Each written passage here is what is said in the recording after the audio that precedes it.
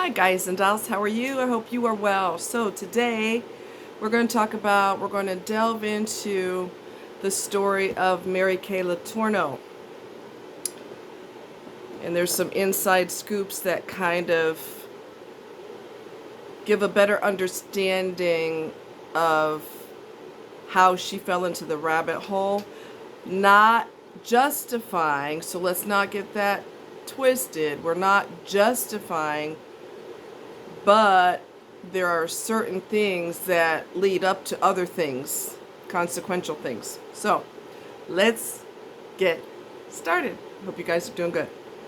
All right, so she grew up in a frigid, her mother was frigid. She grew up in a very stringent Catholic household. Okay, that can contribute to, defiance. And the more you forbid certain things, the more you make it a curiosity. Okay, so we'll just leave that there for now. Her mom did not want her to partake in sex ed classes. In fact, she pulled her out of the sex ed classes, which makes no sense, but that's what she did. Okay. Her father was a senator in California, stringent Catholic. However, he was having an affair outside of his marriage, and he fathered 2 children with one of his students outside of his marriage. So I guess he was in a teaching position at one point, and he impregnated one of his students twice. Okay. Mary had major issues in her marriage. She was emotionally abandoned by her husband.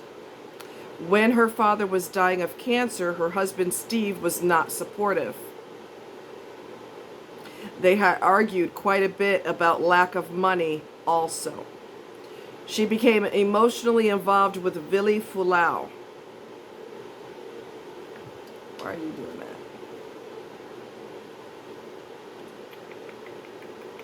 Rumors started that the two of them were involved with each other, which were very evident when she became pregnant with Billy's child. Now, she had been his teacher twice. So in the first time around, nothing happened. But the second time around, when he got her as a teacher again, that's when things started going on the crazy page. Okay. She ended up in jail and gave birth to a baby girl, which Billy's mom took care of while Mary was in jail. As a side note, Mary was sexually abused by a family member when she was 6 or 7.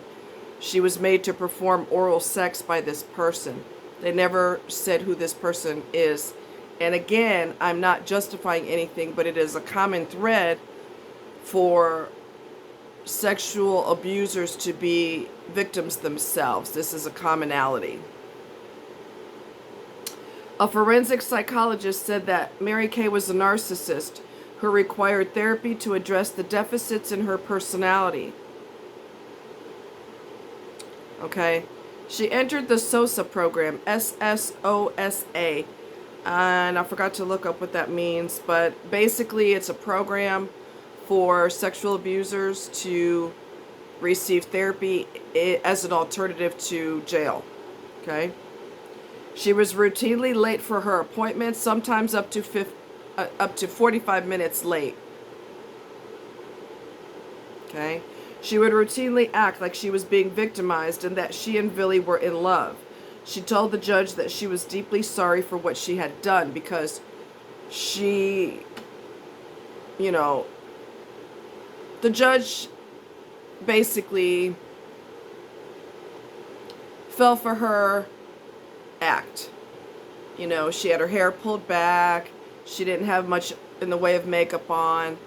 And she kind of, held her hands together like this, perpetrating like vulnerable.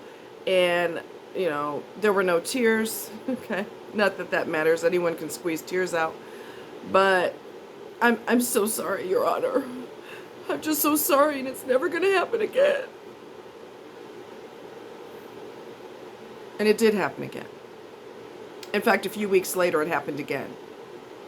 So she went to Sosa instead of jail time, was supposed to stay away from Billy, but a few weeks later, she was having sex with Billy in the car and was caught by officers and ended up in jail again. She was pregnant for the second time. She received a sentence of 89 months, which is approximately 7 years. While in jail, she sent breast milk for the baby and wrote notes in the lid of the bottle, love notes to Billy. She got sent to the hole for 5 months, which is solitary confinement for those who don't know what that is. They received $1 million to be on the Entertainment Tonight channel or show, whatever. So she got out of, okay, let me backtrack. She eventually got out of prison and she married Billy. They received $1 million to be on Entertainment Tonight. Eventually he filed for separation, but he found out that she had colon cancer and he was by her side until she died. So that's the whole story in the nutshell, basically. You know, when I look at the fact that she was a victim herself, I could, you know, like I said, professionals will tell you that this is a commonality with people who have been abused themselves. This is common for them to end up abusing someone else. Her father also did not lead the greatest example because he was having affairs outside of his marriage, even though sex is bad, sex is terrible, unless you're married. And even then it's probably terrible because that's Catholicism for you. Just saying. They can tolerate it if you're married, but they just don't want to talk about it, and that's just the way it is. But when I looked at her arrogance, I didn't, honestly, to be quite honest with you, I didn't pick up on her. I guess I was still processing, so it didn't occur to me that she was a narcissist. But then when the lady said she's been late for her Sosa appointments on a regular basis, up to 45 minutes late sometimes, I'm like, okay, well, that's obviously done on purpose. Okay? I'll get there when I get there. I know you said stay away from Billy. I'm not doing it because I'm not going to do anything that I don't want to do, which is typical narcissistic behavior. I didn't pick up on it. Like I said, I think I was still processing. And then the forensic psychologist was saying that she's a narcissist, and you know she's going to do what she wants to do, and his advice was she needs some comprehensive counseling. So let me see something here.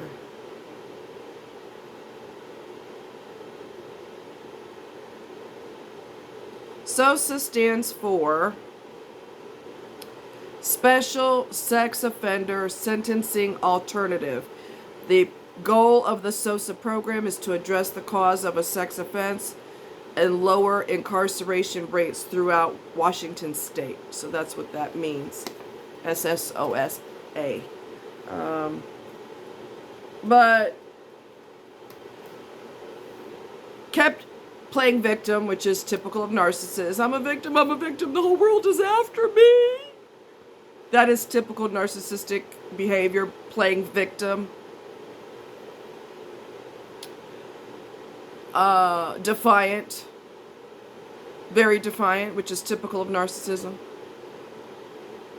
I'll get to my point when I get there. I know you said stay away from him. Whatever. We're in love. We're in love, we're in love, we're in love.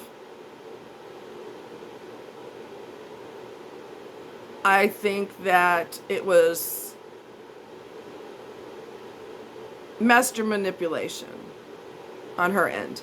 And I'm going to stay in touch with you while I'm in jail, meaning Billy. I'm going to stay in touch with you because I want to make sure that you don't develop interest in someone else. I want you to give me your heart forever. I don't know what triggered him to file for separation, but he had a change of heart when she was sick and dying.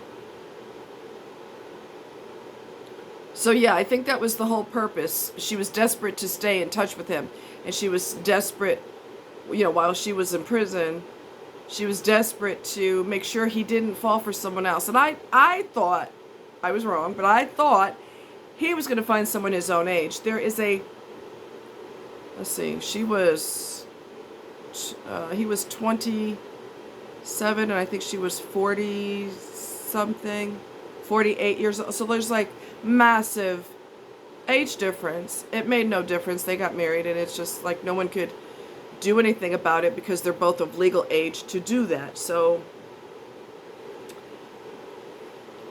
so anyway, that's the inside scoop. Also, just like as a side note, not only was the family life severely dysfunctional with the rules and the rules and the rules and the rules and the rules, and we're not going to talk about hormones and what happens to women monthly, and that means that you could get pregnant if you start seeing someone. Things can happen no matter how determined you are that it's not going to happen. Hormones can kick in. None of this was discussed. It's not to be discussed, which all that does is create fascination for it. You forbid it, but it becomes a fascination. Almost an obsession, because you're forbidden, right? So it does the opposite effect. It doesn't keep the person abstinent, all right? And anything traumatic, aside from that happened in the house was not to be discussed at all, which is ridiculous too, and psychologically damaging as well. And like I said, I'm not justifying, I'm just telling you the other pieces of the puzzle.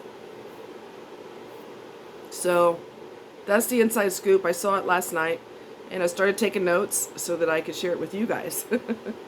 So yeah, it was just a crazy scenario. Just,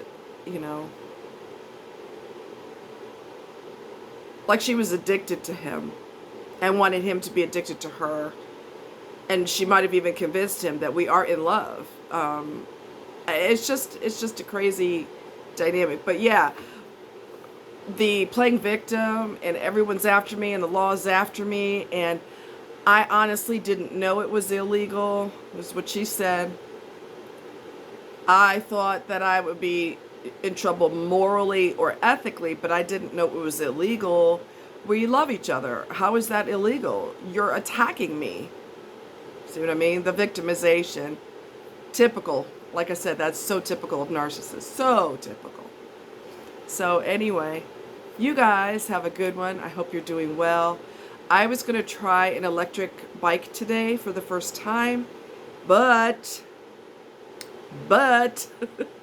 the people that I'm going with, they don't go for just a few miles. They actually go for 40 miles. And with me having chronic pain, that's not going to fly at all. So I gracefully bowed out of it today. And I didn't want to slow up the rest of the group if I have issues and all of that. So I decided to bow out politely and gracefully. There are things that I've done that I thought my body would permit me to do. And after I did it, my body said, oh, you're going to pay for that. Oh my God, you're going to pay for that. That was dumb. And I'm going to get you. And boy, did it get me.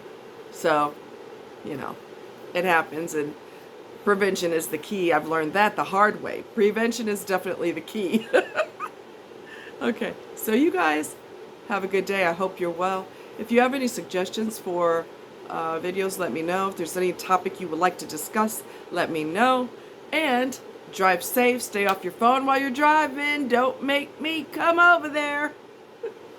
Be safe. I don't want you dead over a text message. It's ridiculous, right? Ridiculous. So if it's preventable, let's prevent it. You guys take care. Much love. If you have any comments about the Mary Kay situation, let me know. Put your comments below. Thank you. Have a good one. Bye.